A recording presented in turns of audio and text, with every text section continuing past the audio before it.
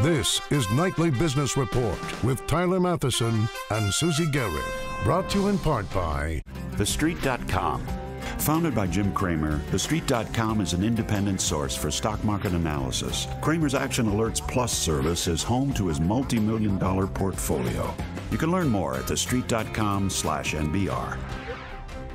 So close. Investors kicked off the week in a buying mood. The S&P finishing just shy of a record, and the Nasdaq sits at a 14-year high. Where's the enthusiasm coming from, and how long will it last? Winners and losers. It's a big week for retail earnings, but just because Walmart's numbers were disappointing, it doesn't mean others will follow suit. New players. As the healthcare system changes, the insurers are facing new competition tonight. In the first of our three-part series, we're going to focus on a hospital that's not only offering care, but also insurance plans that cover it. All that and more tonight on Nightly Business Report for Monday, February the 24th. Good evening, everybody. I'm Bill Griffith, in tonight for Tyler Matheson. And I'm Susie Garrett. Well, what a way to kick off a new week on Wall Street. Stocks rallied, with the S&P 500 even setting a new intraday record high. Investors were in a bullish mood thanks to optimism over the latest round of corporate deal-making. And that includes Netflix striking a deal with Comcast to use its high-speed broadband to get movies to customers faster. And we'll talk more about that subject in just a few minutes. Now, here's a look at the closing numbers on Wall Street today. The Dow rose 104 points. It was up almost 200 points, but then pulled back. The Nasdaq added 29, and the S&P gained 11 points to 1847.61, less than 1 point from a new record. So while the major averages are now on pace to end the month of February higher, the National Association for Business Economics is wondering whether stocks will continue to climb even if economic growth starts to slow down. Steve Leisman has more on why those experts are worried about a possible slowdown in the economy and what could happen next. An economy is like a car engine. When everything works perfectly, it has a certain speed that it can careen the car down the road. But the latest thinking on the American economic engine is that something isn't working right, that the potential of the economy to generate growth and prosperity over the next decade will be a lot slower than it had been. One reason? People out of work for years because of the recession means the quality of the labor force has declined. And this shows, I think, the very long shadow of having so many people out of work for such a long period of time. Elmendorf says the potential growth rate of the economy, that's the speed it can travel at, has fallen to 2.1% from 3.3% the previous 60 years. That's $200 billion less in growth every year. Another problem, the aging of the workforce. As people age, they tend to not participate as much in the labor force up until the time that they retire. And so the aging of the population will lead to slower growth of those folks who are looking and willing to work. Larry Summers, the former Treasury Secretary and economic advisor to President Obama, says this is a clear case for the government to step in and increase spending. Ask if anyone is proud of Kennedy Airport, and then to note that if a moment when the long-term interest rate in a currency we print is below 3% and the construction unemployment rate approaches double digits, is not the right moment to increase public investment in general, and perhaps to repair Kennedy Airport in particular. Whatever the solution, there's pretty good agreement that the economy will grow slower, unless some new technology can be found that can kickstart the American growth engine. For Nightly Business Report, I'm Steve Leisman. Gold prices soared today. Investors poured money into the safe haven asset, partly on those worries about slow growth in the U.S. that Steve Leisman just talked about, and also because of growing uncertainty in emerging markets and political turmoil in Ukraine and Thailand. The price of the precious metal rose by $14.40 to $1,338. That's a 4-month high. More now on that crisis in Ukraine, which remains a divided country tonight, one that's teetering between establishing bonds with Europe and the U.S., and another that is leaning toward returning back into Moscow's fold. Michelle Carusa-Cabrera reports now from Kiev on the latest news out of Ukraine and why it matters to all of us. The political situation in Ukraine is much calmer today compared to what we saw late last week. when there was terrible bloodshed as the protesters rose up against the government. Although the situation is calmer politically, though, financially it is not. This country needs to borrow money and borrow it fast. Right now, the government is running a deficit. That means every single day it spends more money than it takes in tax revenues. And in normal times, they could borrow that money from the international markets. But traditional lenders won't give them any money right now because the political situation is so uncertain. So they have to turn to someone. They could turn to the European Union and the IMF, and the United States has said they would help as well. Or Ukraine could turn to Russia, its biggest trading partner. And that is the core of the issue and why the United States is so interested in this. Where will Ukraine end up? In whose political satellite? The West or the East? Russia is very concerned about having a country aligned with the EU so close to them, so they're probably going to be willing to do a lot, extend loans with very few requirements in order to keep Ukraine within their sphere of influence. However, the protesters on the ground and why they rose up 3 months ago is that they don't want their government to do that. They want their government to turn toward the West, where there's greater transparency, better governance, and a lot more clarity about how democracy works. How this all plays out is unclear. There's a temporary government, and over the next several days, they're going to try to hammer out some kind of agreement, political and financial. The outcome is deeply uncertain. For Nightly Business Report, I'm Michelle Caruso Cabrera, Kiev, Ukraine. Here now to talk more about today's market rally, Patricia Edwards. She's Managing Director of Investments at U.S. Bank Wealth Management. Patty, nice to have you back with us. Nice to be here. Thank you. Let me begin by just asking you that we know that investors are always worried about something. And, all of a sudden today we get this big rally. What changed? I mean, what's driving this enthusiasm? And will the rally continue? I think there's a lot that went into today's numbers. First of all, you had successful closing of the games with no issues over in Sochi. And I think that was not to be taken lightly. On top of that, you got a little bit of a resolve out of the Ukraine. Nothing is absolutely clear, but there is actually some movement and things seem to be calming down. That helps also. Then you add in there some mergers and acquisitions that are really helping to get the engines running here in the U.S. And earnings have been pretty good. All of those taken together made for a very nice day today. But what's wrong with the logic that says if we believe that the Fed's easy money policy of the last few years has fueled a great deal of the rally we've seen in the stock market, when they start to remove that easy money policy, why don't we see a decline in the stock market? That's not happening yet. No, it's not happening yet, and I think part of the reason for that is that there has been so much stimulus over the past few years. And so we're starting to ease off on the throttle, but our foot's still on the gas pedal. There's still money going into the economy. It's just not as much as it was before. Well, speaking of the Fed, the new Fed chair, Janet Yellen, will be speaking in front of Congress on Thursday. What do you expect her to say? Is she going to be on message, or are we going to hear something new from her? We're really expecting that she's going to be charmingly boring, which will probably be a good thing for this market. Really what we're expecting is at most there'll be a little bit of a tweak maybe to put in some sort of wording around some sort of an inflation floor, meaning that they won't let things slow down too much. But beyond that, she should be on message, and we expect that things will just continue going forward the way they have. We've seen a pickup in mergers activity lately. A lot of deals been announced in the last couple of weeks. There are a lot of deals brewing right now. Do you consider that a positive? And would you invest with that in mind right now? Well, it is a positive, Bill, and it's one of the things that we saw actually starting last year. If you look at the second half of 2013, there were more deals in the second half than there were in the first, and now we're starting to get a little bit more traction with that. We think there's a couple of things going on there. One is that we need revenue growth in some of our major corporations. We've had huge earnings growth in the past 5 years, about 118%, but we've only had 7% revenue growth. And so given that, they're going to be looking for different ways to get that revenue growth. We're looking more for organic growth and to buy the growth. And so that's going to actually be a support under some of the smaller and mid-cap companies. And it's something that we are absolutely taking into consideration. Patty, in 30 seconds, tell us about the Ukraine and what investors should do, if anything, about their portfolios.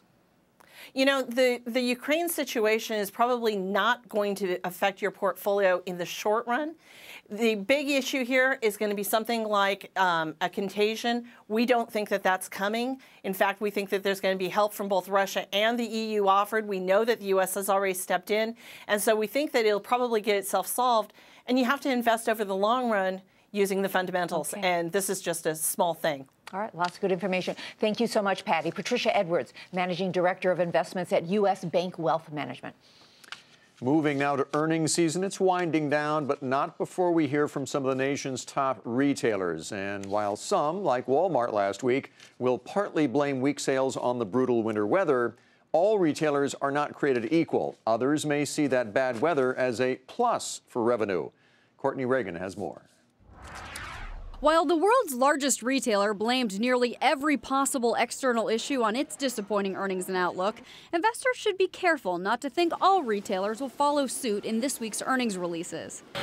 In fact, some retailers like those external factors: winter weather and higher home investment at the expense of discretionary buying. Barclays retail analyst Alan Rifkin thinks Home Depot was a beneficiary of the winter weather, carefully positioning those weather-appropriate products on a regional basis, with snow removal products at a particular high sales volume. Plus, the upcoming spring quarter is the retailer's most important, perhaps more so this year, as homeowners are expected to continue investing in improvement in and outside the home. Stifel Nicholas analyst Richard Jaffe thinks the cold weather did help Macy's sell winter apparel early in the quarter, but says the tight control on inventory didn't leave much left to sell in January. Still, Jaffe has Macy's as a top pick going into earnings season. Macy's is a giant, dominant force in the department store industry and uses its strength very effectively to have exclusive brands, to offer unique product. And yes, they do a great job on the omni-channel or the internet component as well. Macy's remains a standout among an otherwise dour department store sector, with Dillard's posting disappointing earnings, a shrinking Sears, and struggling JCPenney. Sears and JCPenney report earnings this week. Neither are expected to inspire much confidence. Looking at fourth quarter results, you want to look at the inventory. I'd look for the balance between internet and stores to make sure that they're both healthy, robust, and growing, that you're not growing one at the cost of the other. Whether merchandise is purchased in-store or online, compelling products remain the key success factor. As retail options swell, the most special product offering will win. For Nightly Business Report, I'm Courtney Reagan. And still ahead on the program, Netflix agrees to pay Comcast for faster access. Is the deal a game changer for the industry? And will more agreements like this one follow?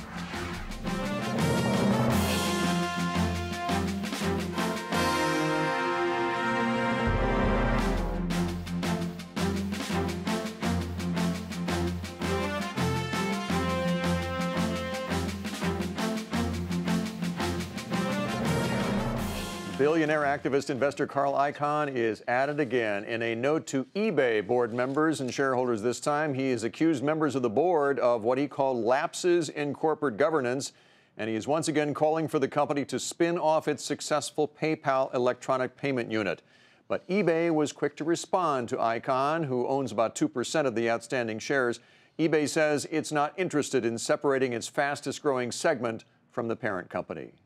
With 1 of every 5 people in the world owning a smartphone, tech companies are always looking to update their products with the latest accessories and services to boost sales. And this week, all the big smartphone makers, social media giants, and software firms are doing just that at a big tech conference in Spain. It's called the Mobile World Congress. John Fort is in Barcelona, and he has all the buzz on what's new this year.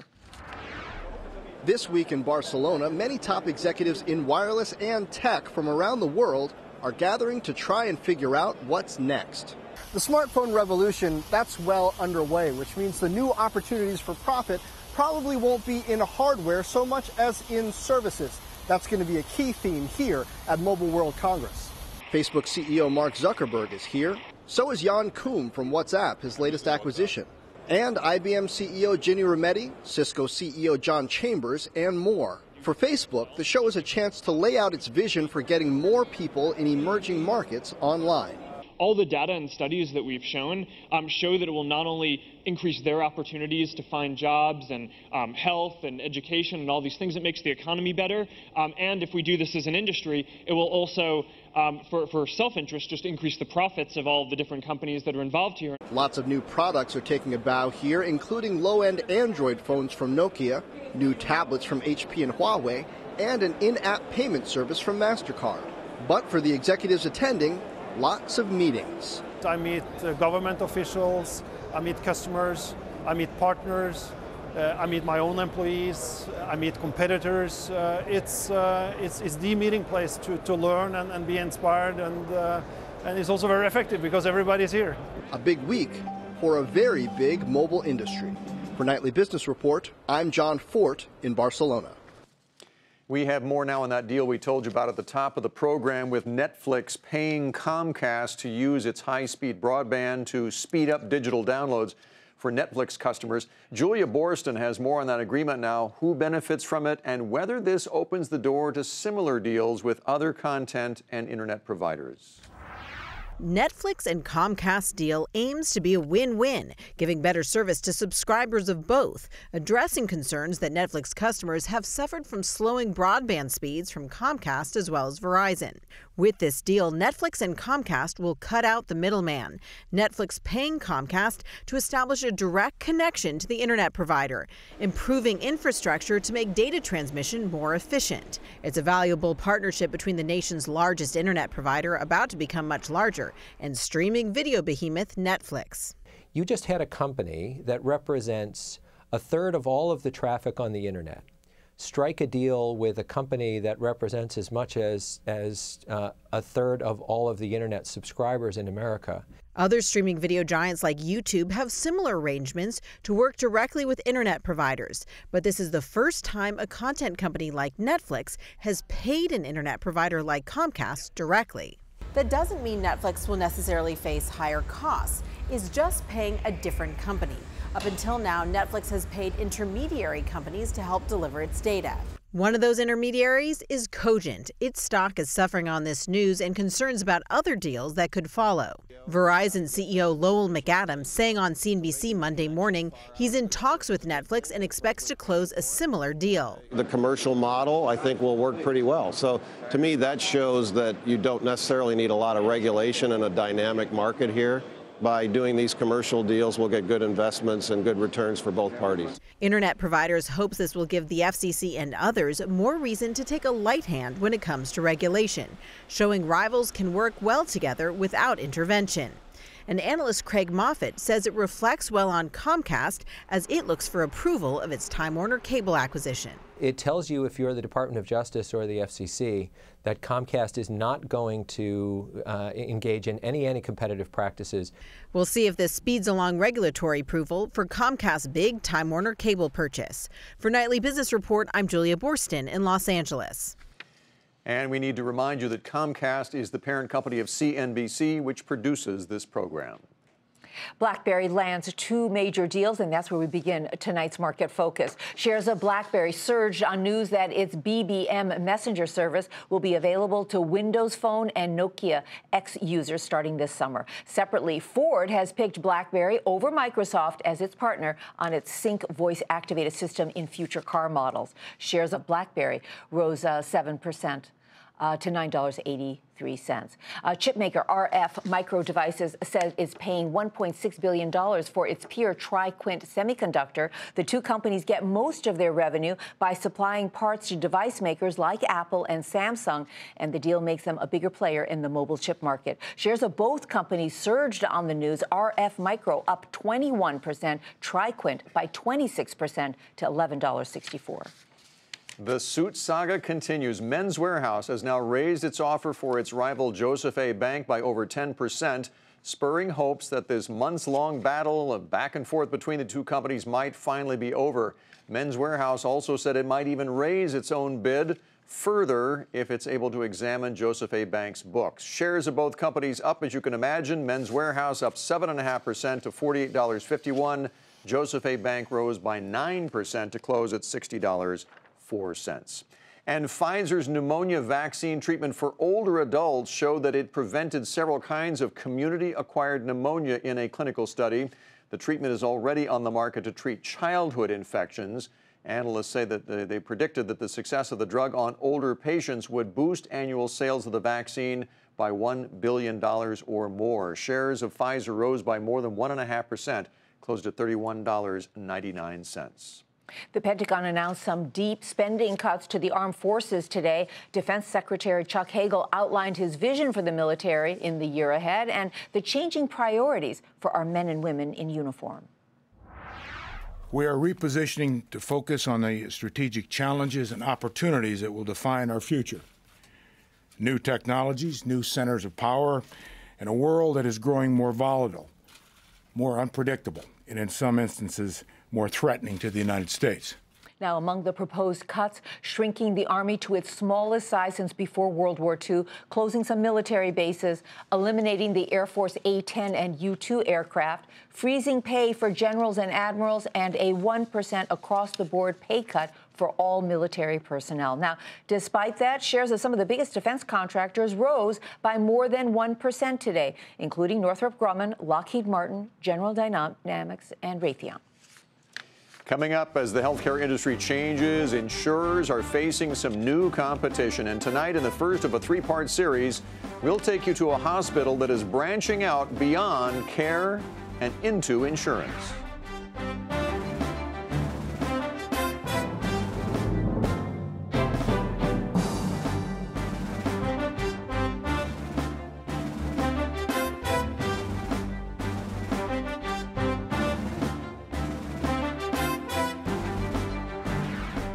Some of the shares of the biggest U.S. health insurers have been moving higher because Medicare reimbursement cuts proposed by the government for 2015 were not as bad as those companies feared. And that sent shares of Humana surging, closing more than 10% higher. Also making gains today, big names like WellPoint and Aetna.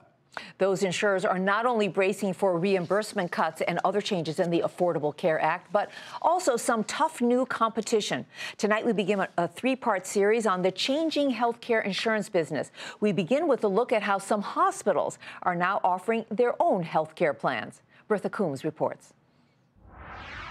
We are targeting that dimension right in between the vanity and the medicine cabinet. Mike Pervolaris doesn't have to offer his workers health benefits, but he always has. We target people that are stable, family people who expect at this point, that the insurance is going to be taken care of by their employer. This year, the Long Island small business owner is gambling on a brand new insurance company tied to a big area hospital, North Shore LIJ.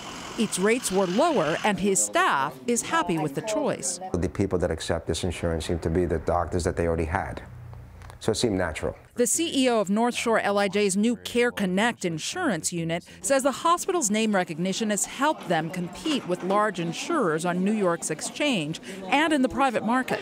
We are not a United Healthcare. We are not an Empire Blue Cross Blue Shield. We have a very narrow network, but it's a highly intense, interactive network. So what you trade in choice, we hope you make up with in simplicity. It means Care Connect will reimburse North Shore differently than other insurers.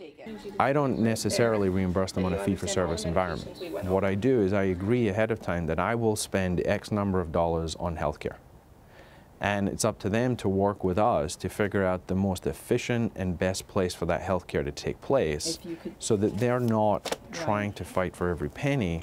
If they get it right, they'll join the ranks of Kaiser's health system in California and Geisinger in Pennsylvania, highly regarded hospital systems which hold down costs by integrating coverage and health care.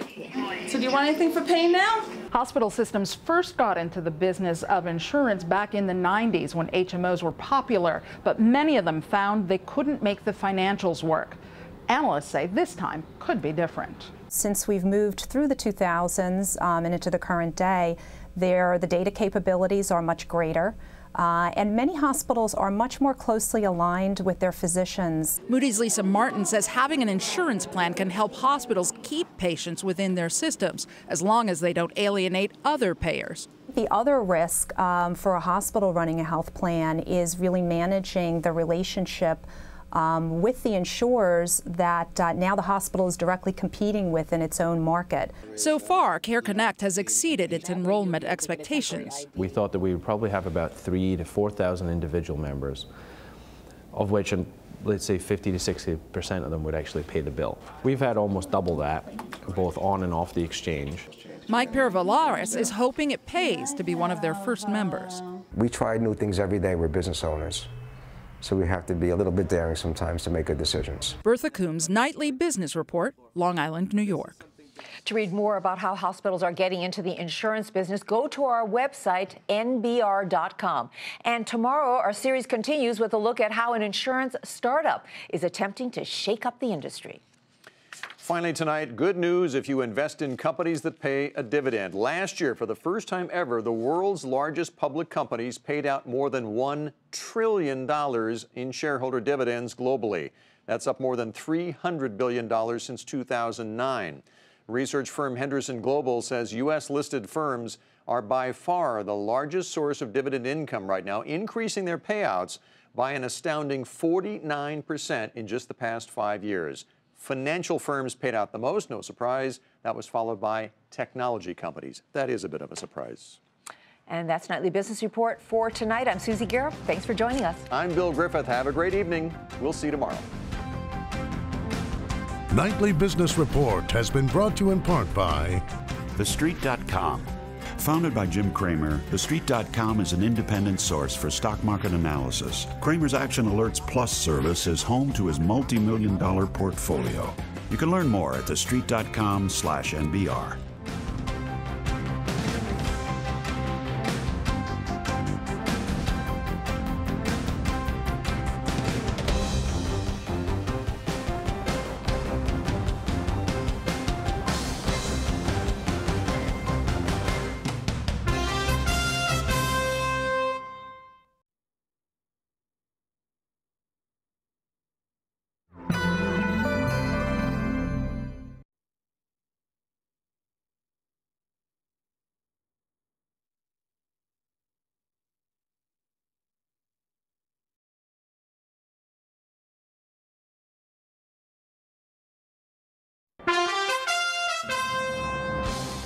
I'm Susie Guerra with a Nightly Business Report news brief. Wall Street kicked off the week with a strong, broad-based rally. Investors were in a bullish mood thanks to optimism over the latest round of corporate deal-making.